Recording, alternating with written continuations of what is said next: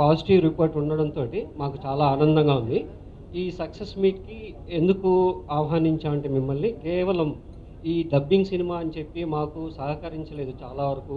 ఇప్పుడు థియేటర్లు పెరుగుతున్నాయి, స్క్రీన్స్ పెరుగుతున్నాయి, ప్రతి షో రెవెన్యూ పెరుగుతుందన్నమాట. ఒక్కొక్క థియేటర్స్ అయితే సెకండ్ షోస్ హౌస్ఫుల్స్కి వెళ్ళిపోయిందండి. ఇప్పుడు స్క్రీన్స్ పెంచుతున్నారు. ఈ వారం ఇన్ని సినిమాలు రిలీజ్ అయినా కూడా ఈ సినిమాకి మంచి సక్సెస్ టాక్ రావడంతో చాలా హ్యాపీగా ఉంది. మా అశ్విని కుమార్ గారు కొన్న ఈ సినిమాని ఏకేఎస్ ఎంటర్టైన్మెంట్స్ మీద ఒక మంచి గుర్తింపు వచ్చింది మా బ్యానర్కి. I actually want to thank each and every one of you just because I've read all the reviews for Nagaram and I've never expected this kind of review because I never thought this would happen because you guys were like the reviews were I'm completely blown away and I'm very thankful for each and everyone. First of all, why I'm saying this is because I've never assisted anyone. I've never been an AD.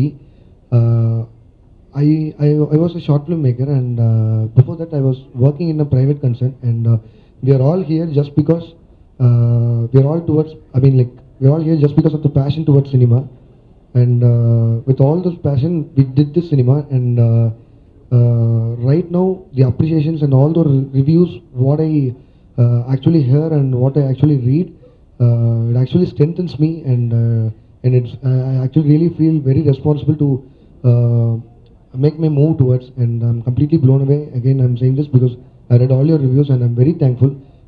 Please do spread the reviews, please do spread the word and get this film to reach all those people. Thank you once again. Thank you all. Thank you once again. It's Mahanagaram in Tamil and I'm really happy and thankful for the reviews you have all given. We have been reading the reviews for Nagaram movie and keep supporting us. This is my first proper release here in Telugu, so I'm really looking forward to your support. Thank you. గత 15 రోజులుగా నేను కానీ Regina కానీ ఇండియాలో లేము. కృష్ణవంశీ గారి నక్షత్రం song shooting కోసం థాయిలాండ్లో ఉన్నాం. పబ్లిసిటీ చేయాలని కోరిక కానీ ఇక్కడ ఉండలేము.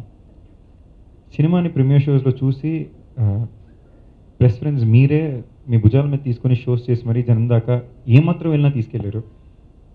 దానికి నిజంగా థ్యాంక్ యూ అండి. దాని తర్వాత నేను థ్యాంక్ యూ చెప్పుకోవాల్సింది మా తమిళ ప్రొడ్యూసర్ ఎస్ఆర్ ప్రభుకి, మళ్ళీ మా తెలుగు ప్రొడ్యూసర్ అశ్విని గారికి, వాళ్ళ టీంకి.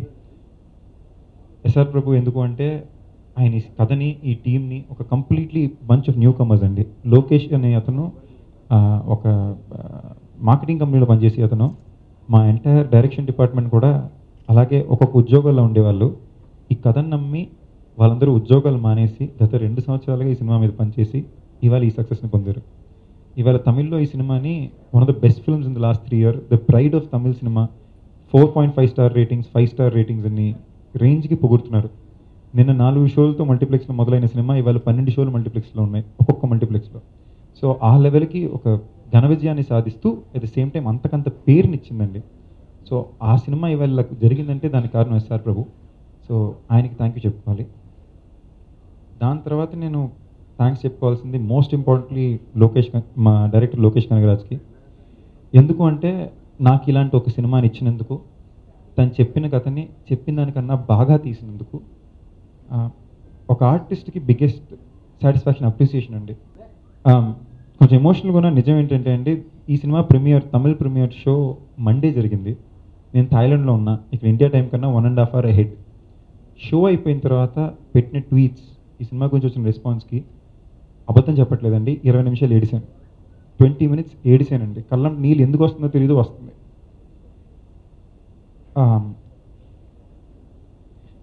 ఎందుకంటే నేను చెప్పుకోతగ్గ ఒక మంచి సినిమా అంటూ నాకు వచ్చి 2 సంవత్సరాలు అయింది. టైగర్లో పేరు వచ్చింది, బీరువా అందరూ బాగుందన్నారు, టైగర్కి చాలా మంచి రివ్యూస్, మంచి రెస్పాన్స్ వచ్చింది. కానీ మళ్ళీ వెంకటాద్రి అంత సాలిడ్ హిట్ కాదు. లాస్ట్ ఇయర్ వచ్చిన 2 సినిమాలు ఆడలేదు. ఒక సినిమా ఆడటం ఆడకపోవడం వేరే విషయం అండి. కానీ నేను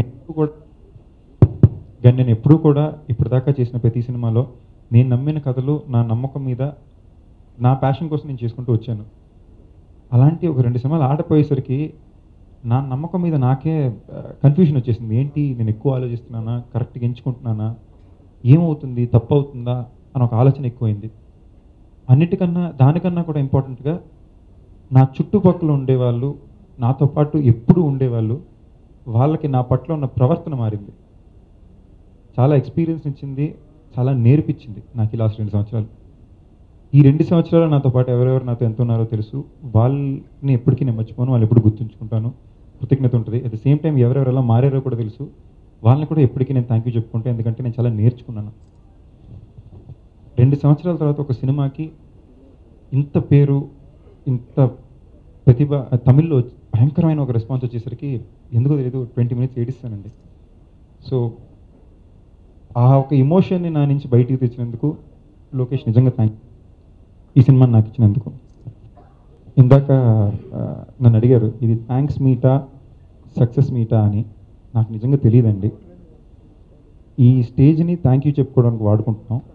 at the same time success అంటే ఏంటి అని నన్ను అడిగితే, చేసిన సినిమా 10 మందికి నచ్చడం నా లెక్కలో సక్సెస్. నేను ఎంచుకున్న కథ నిజంగానే బాగుంది అని 10 మంది నాకు చెప్పడం, నాకు ఆ నమ్మకాన్ని మళ్ళీ నాకు ఇవ్వడం అనేది నాకు చాలా పెద్ద సక్సెస్ అని నేను నమ్ముతున్నాను. ఈ సినిమాకి అతిపెద్ద విజయం అదే.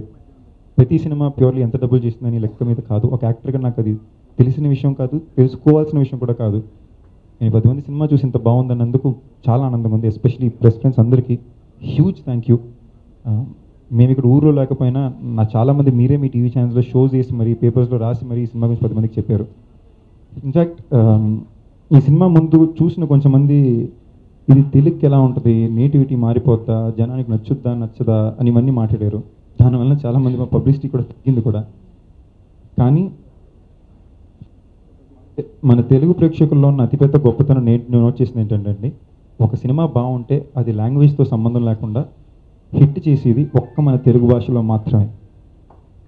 ఇంకెక్కడైనా సరే మీరు చూస్తే నేటివిటీ అది మాడుతున్నది, తెలుగు భాషలో సినిమా బాగుంటే ఎక్కడ ఏ సినిమాని ఆడుతుంది. దానికి బెస్ట్ ఎగ్జాంపుల్ ఒక ప్రేమిస్తే, ఒక జర్నీ, ఒక బిచ్చగాడు. తమిళ్లో కన్నా తెలుగులో పెద్ద హిట్లు అయినాయి.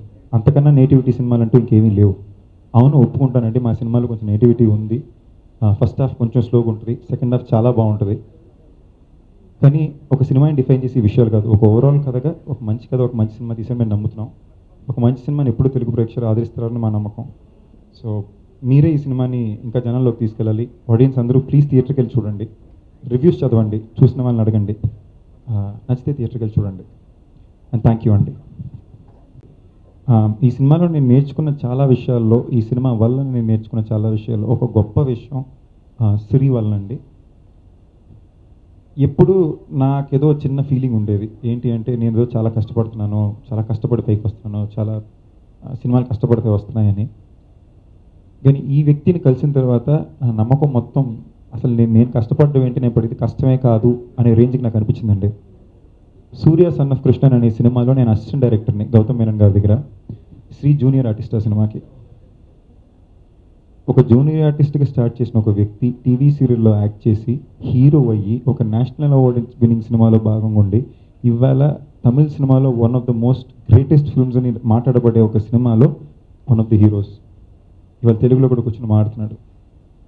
సో నిజంగా మనం సినిమాని నమ్మితే, సినిమా పట్ల జెన్యున్ ప్రేమతో, క్రాఫ్ట్ పట్ల జెన్యున్ ఇంటెన్షన్తో ఉంటే మనం ఎంత సక్సెస్ సాధించవచ్చు అనడానికి ఒక పర్ఫెక్ట్ ఉదాహరణ శ్రీ. నాకు ఒక రకంగా చాలా పెద్ద ఇన్స్పిరేషన్ కూడా, నేను చాలా నేర్చుకున్నాను కూడా. సో ఈ సినిమా మొత్తం అలాంటి ఒక టీంతో కూడిన వ్యక్తులే. మా ప్రొడ్యూసర్ ఎస్ఆర్ ప్రభు అన్నా సరే, మా డైరెక్టర్ లోకేష్ అన్నా సరే, మా ఎంటైర్ డైరెక్షన్ డిపార్ట్మెంట్ అన్నా సరే, శ్రీ అన్నా సరే. సో ఇది నేను చెప్పడం నా బాధ్యత అనిపించింది. ఇలాంటి ఒక వ్యక్తి గురించి మనకు తెలియాలి. మనం ఎన్నో సక్సెస్ స్టోరీలు రిచెస్ అని రాస్తాం. నేను పర్సనల్గా నా రాకపోతే నేను తెలుసుకుని ఇన్స్పైర్ అయిన ఒక వ్యక్తి శ్రీ.